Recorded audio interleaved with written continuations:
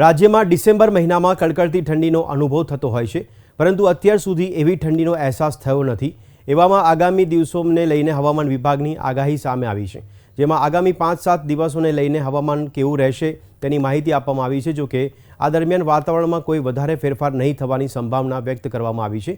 હવામાન વિભાગ દ્વારા જણાવવામાં આવ્યું હતું કે આગામી 5-7 દિવસ દરમિયાન વરસાદ પડવાની કોઈ સંભાવના નથી। મોટે ભાગે વાતાવરણ સૂકું રહેશે।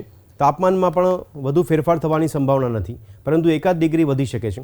અમદાવાદમાં અત્યારે 16 ડિગ્રી તાપમાન નોંધાઈ રહ્યું છે, જ્યારે આગામી 24 કલાક દરમિયાન પણ 16 ડિગ્રી જ રહી શકે છે। તે બાદ એકાદ ડિગ્રી વધી શકે છે।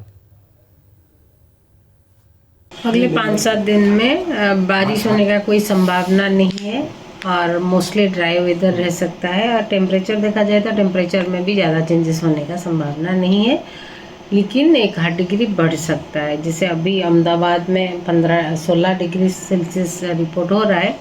अगले 24 आवर्स के लिए भी 16 डिग्री ही रह सकता है। उसका बाद ग्रेजुअल राइज हो सकता है, 1-8 डिग्री बढ़ सकता है, जैसे 17 डिग्री हो सकता है। और सबसे लोएस्ट टेम्परेचर रिकॉर्ड किया गया है नलिया 10 डिग्री सेल्सियस और गांधीनगर में 14.4 डिग्री सेल्सियस।